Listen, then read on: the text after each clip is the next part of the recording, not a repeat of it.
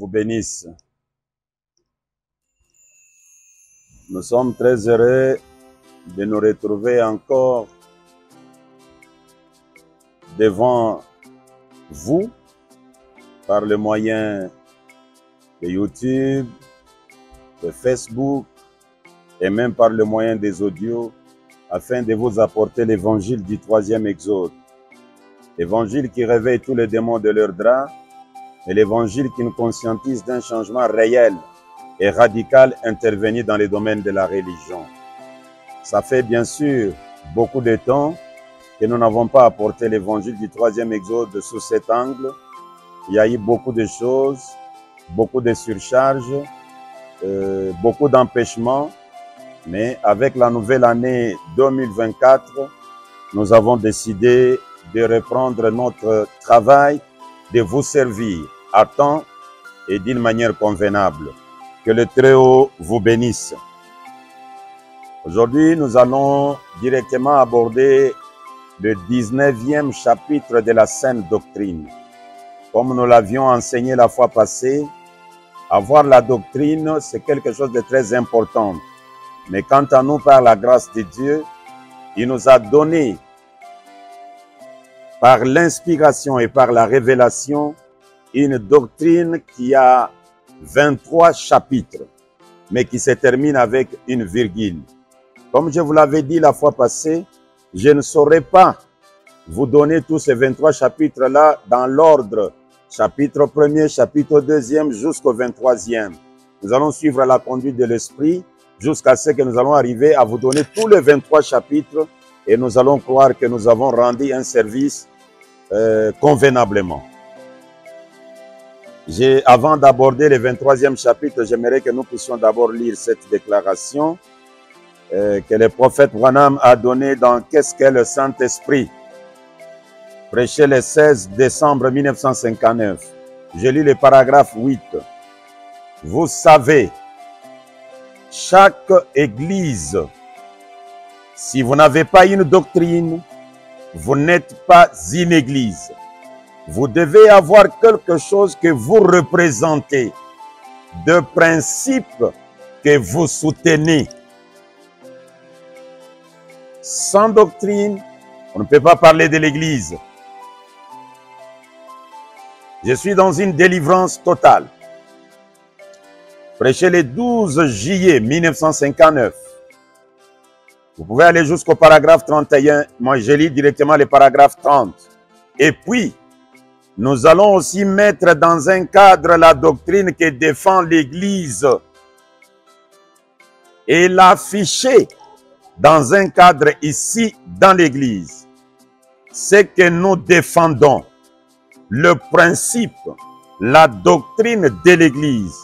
Or, pour être une Église, nous devons avoir une doctrine. Et la mission évangélique mondiale, Branham Église, est réellement une église. Nous possédons une doctrine. Je peux ajouter encore une autre déclaration. Là, je suis dans Apocalypse chapitre 5, deuxième partie. Ça a été prêché le 18 juin 1961. à Jeffersonville, Indiana. Le paragraphe 67. L'orateur principal déclare ceci. Maintenant, à mes amis qui se trouvent dans les différentes parties du monde et qui entendront ceci sur bande magnétique, je dirais que je dois apporter des doctrines, etc.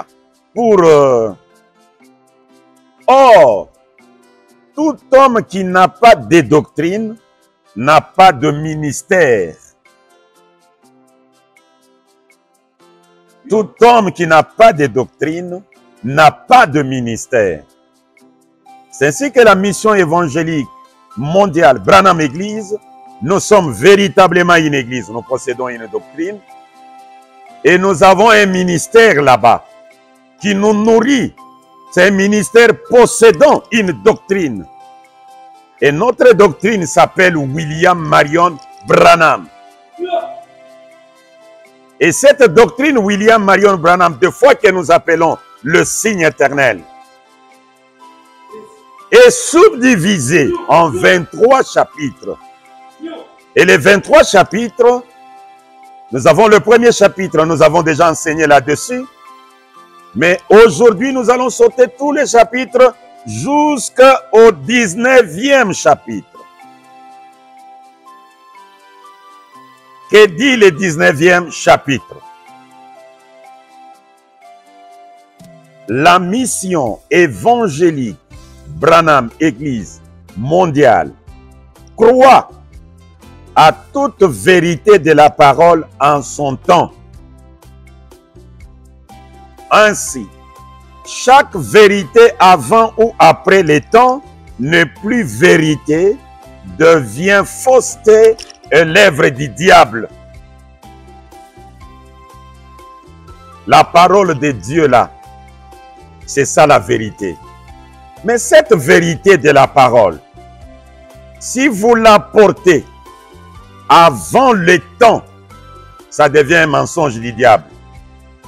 Si vous la portez après le temps, ça devient encore un mensonge du diable. Donc vous devez reconnaître les jours et son message.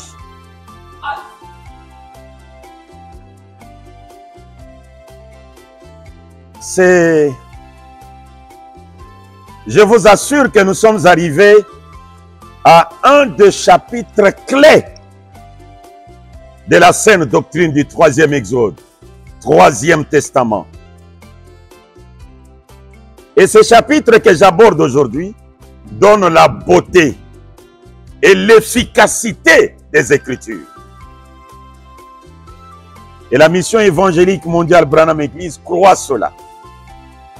Ces grands chapitres qui se positionnent à la 19e place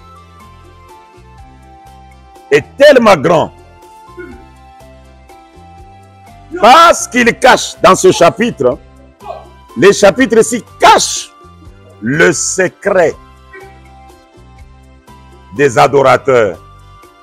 Pourquoi ils ont le courage d'adorer le Seigneur William Marion Branham malgré les déclarations toujours dans les messages s'opposant à leur adoration.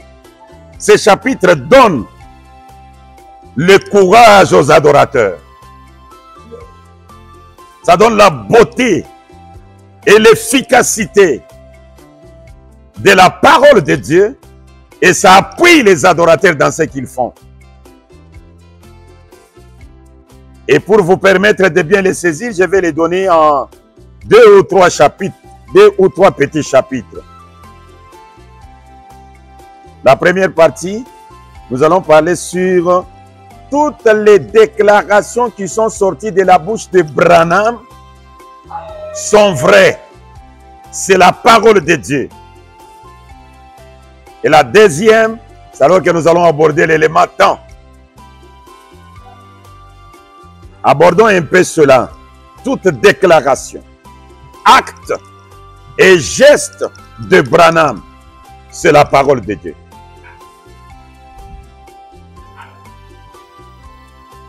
Tous les mouvements de William Marion Branham, c'est la parole de Dieu.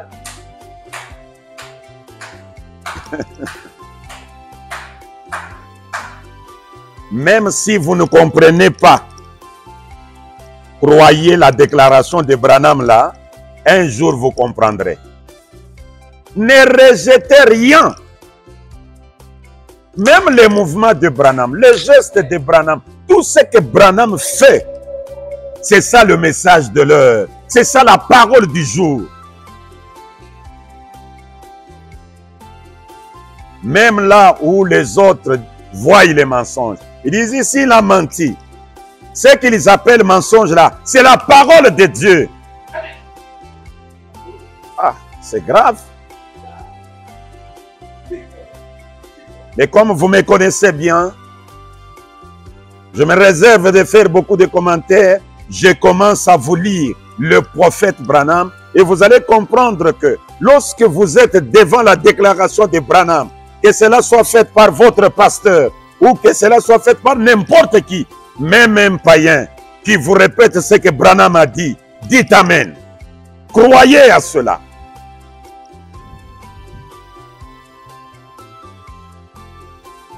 La première déclaration, Christ est révélé dans sa propre parole. Prêché le 22 août 1965, le paragraphe 114. L'orateur principal déclare ceci. Beaucoup ont essayé d'imiter ces prophètes. Par exemple, des prêtres ainsi de suite. Et qu'est-ce qu'ils ont fait? Un gâchis, c'est tout. Ils ne pouvaient pas y arriver. Parce que Dieu avait sélectionné l'homme pour l'époque. Sélectionné le message. Sélectionné jusqu'à la nature de l'homme. Et ce qui ferait de l'effet à cette époque.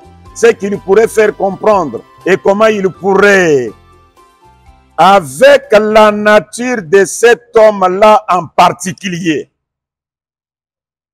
il pouvait aveugler les yeux d'autres personnes. Les paroles que cet homme prononçait, son comportement, aveuglait les uns et ouvrait les yeux des autres.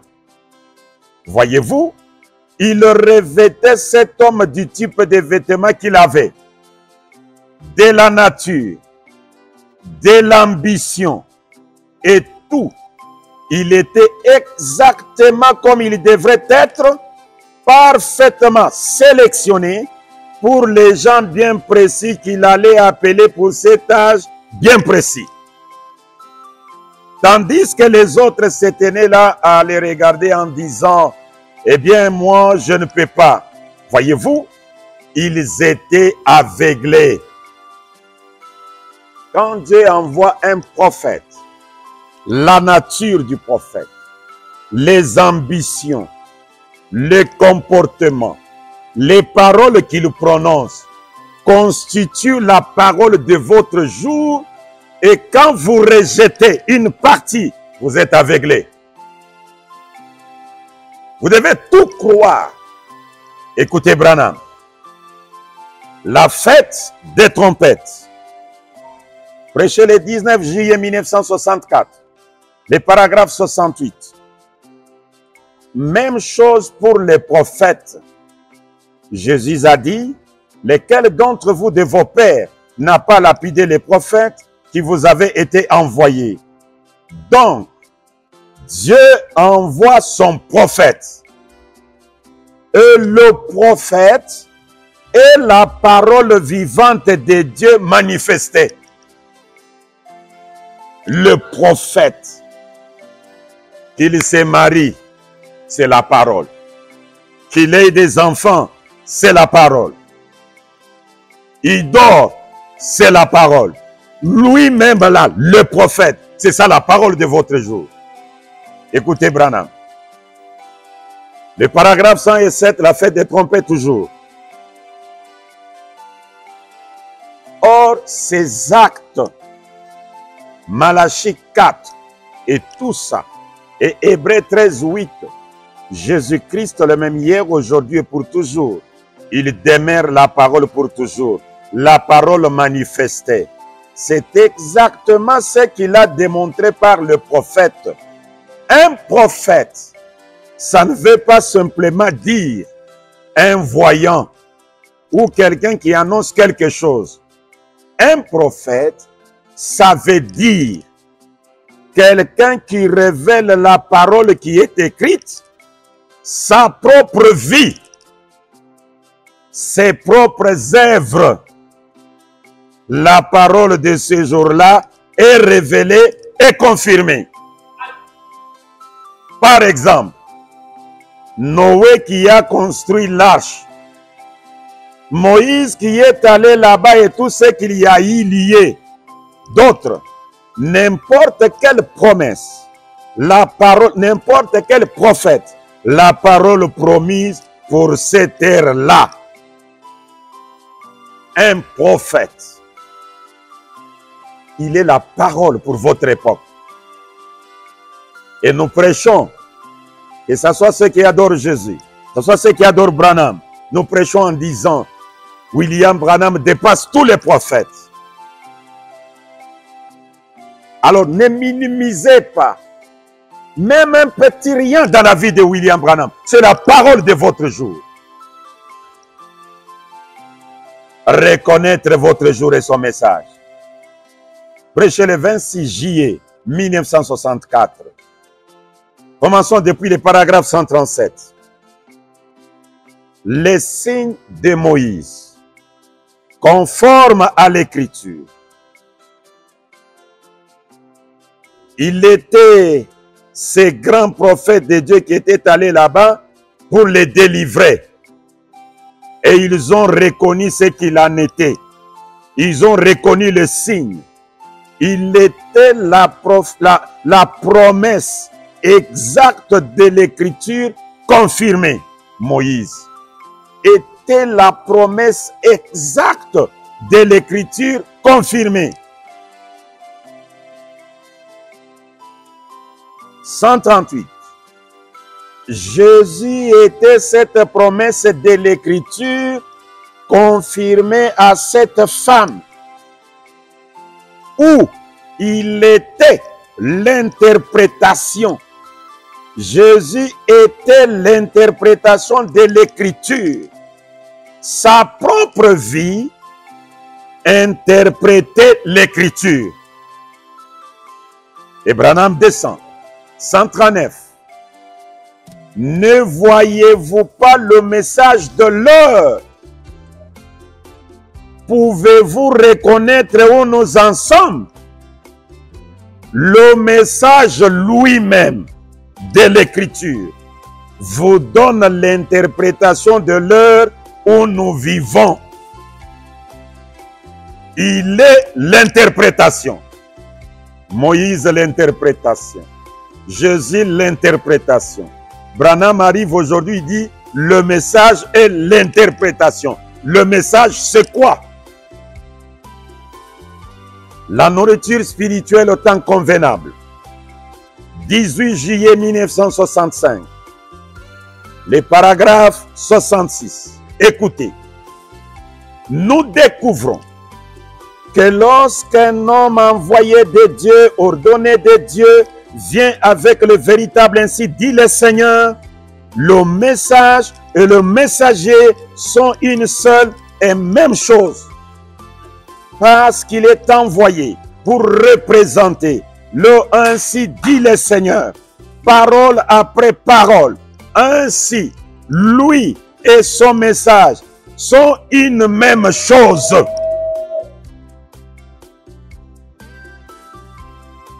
Oh, frère Branham n'est que messager. Nous avons besoin du message. Le messager et le message, c'est une seule chose. Parce que cet homme-là, c'est lui-même l'ainsi dit le Seigneur. Il est venu représenter l'ainsi dit le Seigneur, mot à mot, parole après parole. Paragraphe 68. La nourriture spirituelle.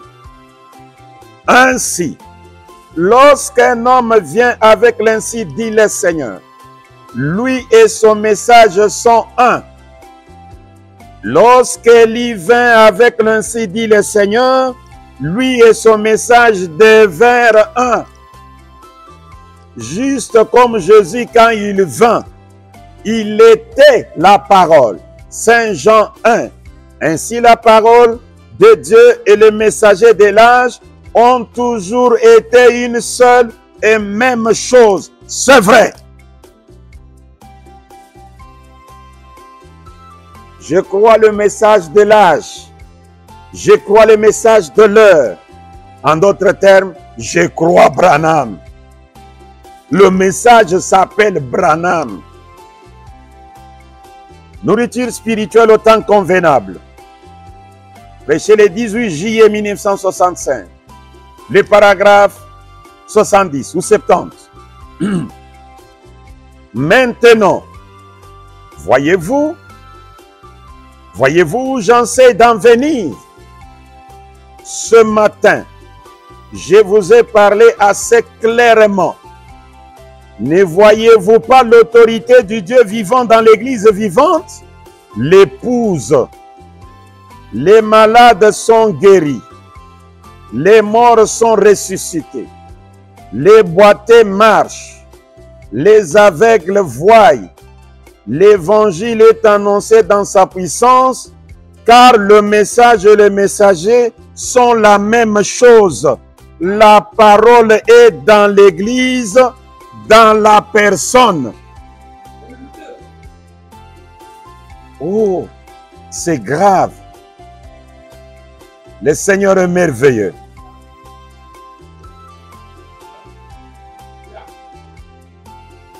Je suis maintenant dans le 4e saut.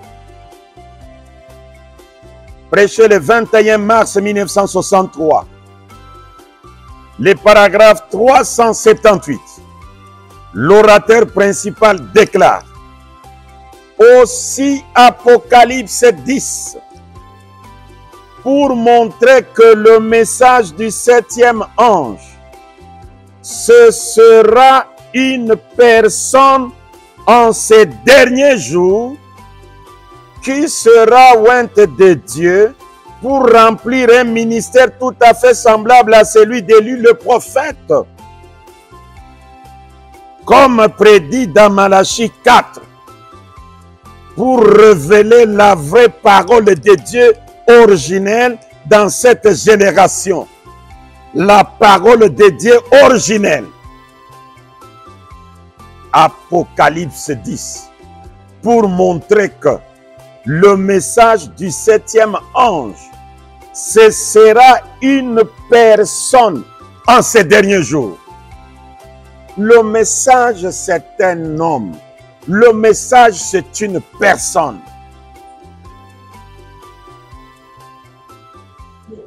Exposé des âges. La page 162. Je lis juste, ça doit être le 2e paragraphe. Si vous voulez avoir la divinité parmi vous, alors accueillez et recevez la parole.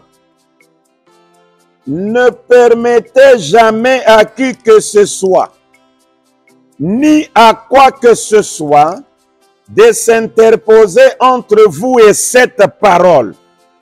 Ce que je vous donne ici, la parole, est une révélation de moi-même. Je suis la parole, souvenez-vous-en. La parole, c'est un homme.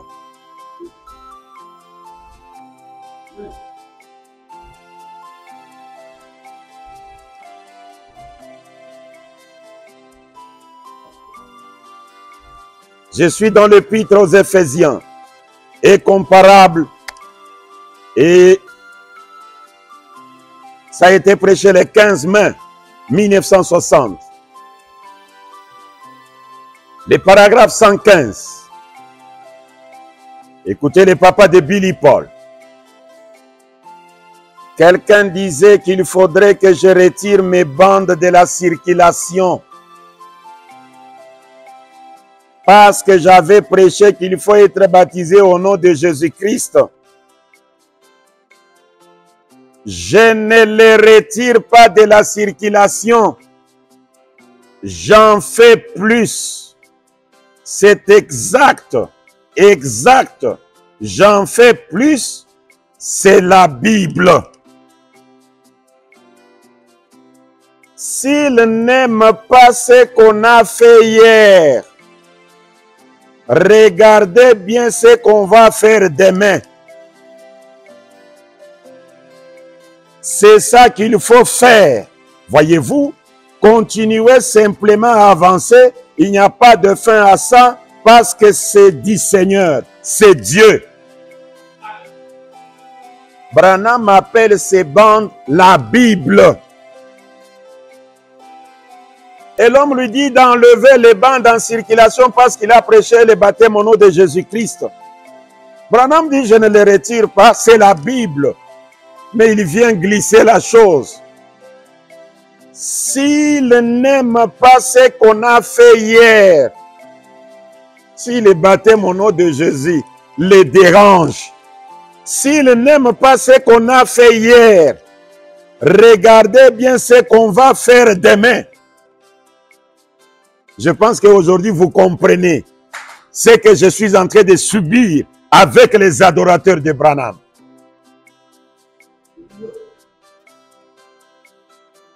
Parce qu'aujourd'hui, nous détenons un grand baptême, le baptême de vainqueur, qui se donne dans le nom du Seigneur, William Marion Branham. Alors regardez comment le baptême au nom de Jésus a choqué les gens hier. Et voyez ce que ça va faire aujourd'hui. C'est grave.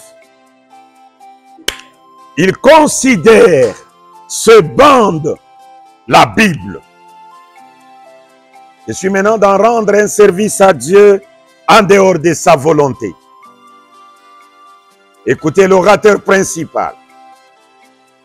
C'est prêché le 18 juillet 1965 à Jeffersonville, Indiana, USA. Le paragraphe 147. Remarquez. Qu'est-ce alors? Que peut-on faire? Que doit-on faire? Consultons le prophète.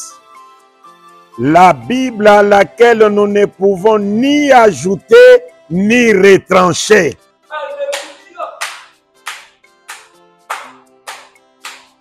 Le prophète. Donc la Bible, c'est un homme. Et cet homme s'appelle William Marion Branham. Ah. Ces choses sont merveilleuses. Pour terminer, je donne cette citation pour terminer la première partie. Je suis dans Se tenir à la brèche. Prêché le 23 juin 1963 matin. Je commence depuis le paragraphe 141. Il y a beaucoup de paragraphes que je vais lire là-bas. Mais je vais citer chaque paragraphe que je lis. Eh bien, comme Billy et moi, nous nous étions mis en route, voyez-vous, nous nous sommes mis en route. Billy s'est endormi de nouveau. Et cela m'a dit, je vais te donner un signe éternel. J'ai dit, Seigneur, j'ai attendu un petit peu et rien n'est arrivé. J'ai dit, quel est ce signe éternel, Seigneur? Puis j'ai entendu quelques minutes. Et juste à ce moment-là, j'ai jeté un coup d'œil pour voir Billy. Il dormait.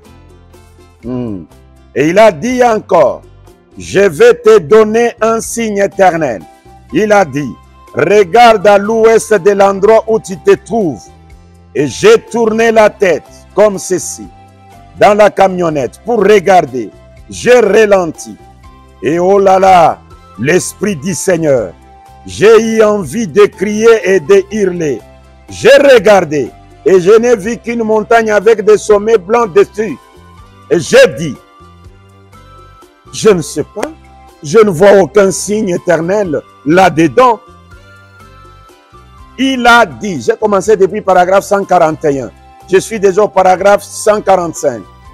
Il a dit, ton nom est écrit partout là.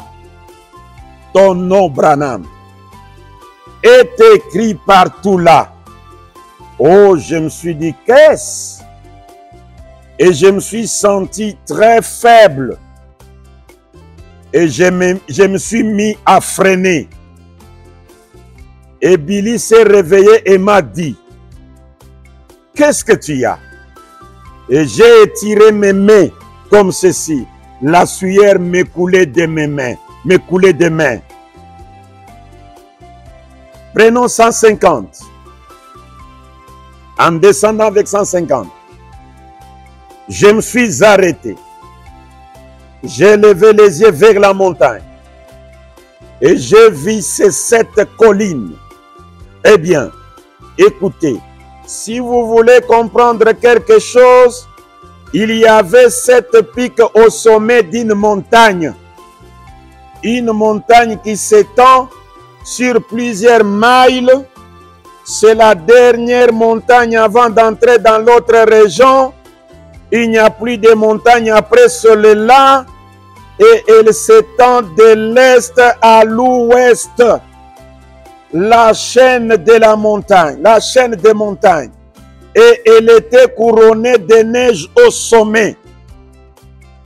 Les deux premiers petits pics, et puis un grand pic, et puis un autre petit pic, et ensuite un pic un plus grand, et puis un petit pic, et ensuite une énorme et longue montagne couronnée de neige. Et j'ai dit, Seigneur, je ne comprends pas ce que cela signifie. Il a dit, combien de pics y a-t-il? J'ai dit, il y en a 7. Ton nom a combien de lettres? C'est ici où il y a aussi un problème. La question n'est pas comment s'appelle ton nom. Mais la question est simple. Combien, ton nom a combien de lettres?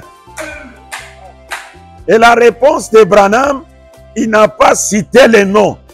Il épelle les lettres. Ton nom a combien de lettres? Branham commence.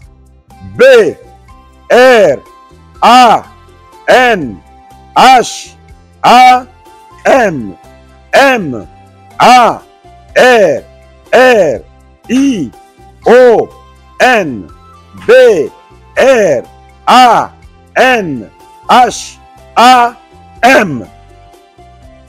Il a épelé, maintenant il commence à expliquer ce que ces noms-là signifient. 155, j'étais à 154. Il y avait là 3 pics remarquables.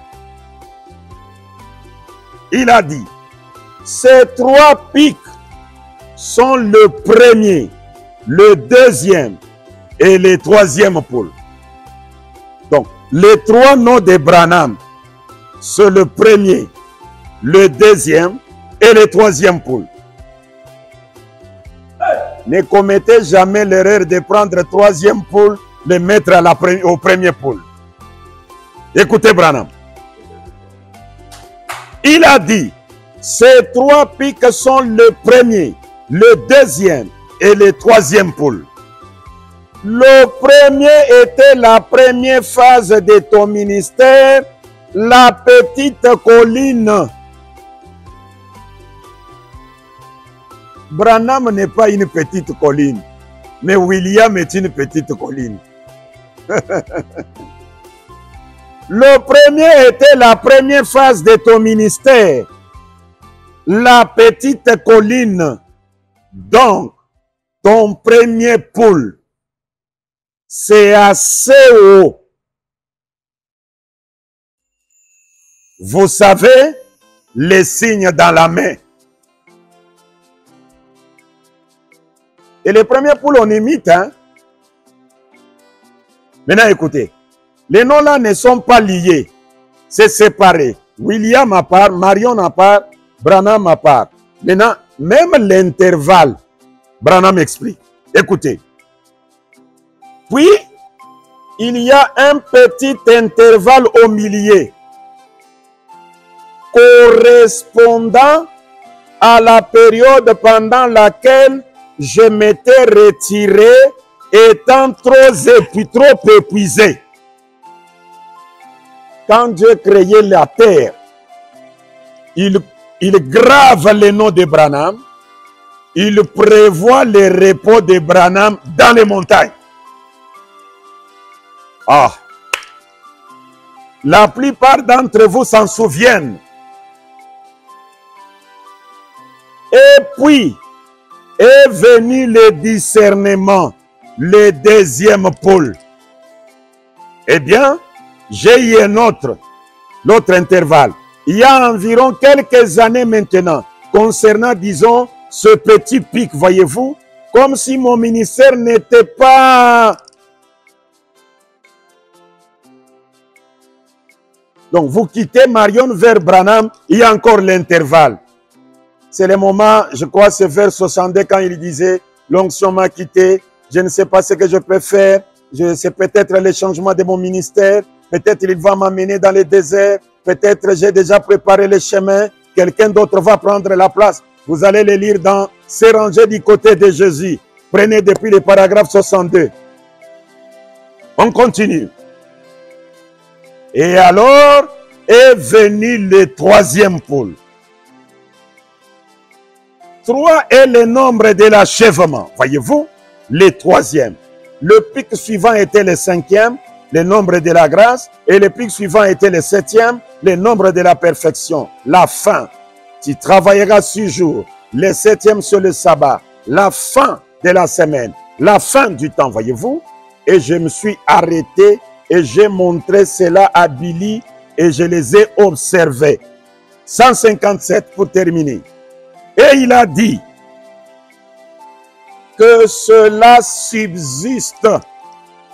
Si jamais il y a un doute dans ton esprit, souviens-toi de cet endroit, reviens ici.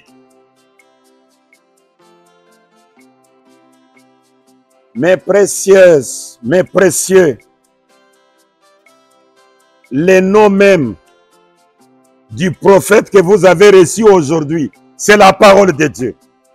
Même son repos, quand il est fatigué, ça a été prévu dans les montagnes. L'intervalle de son nom. Donc quand vous quittez le premier vers le deuxième, l'intervalle, ça parle. Quand vous quittez le deuxième vers le troisième, l'intervalle, ça parle.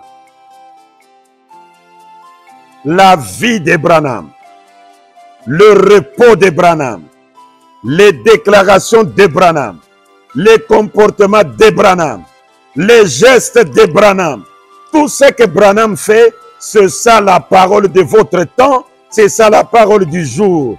Et cette parole, vous devez la recevoir en son temps et en respectant le principe de l'élément temps.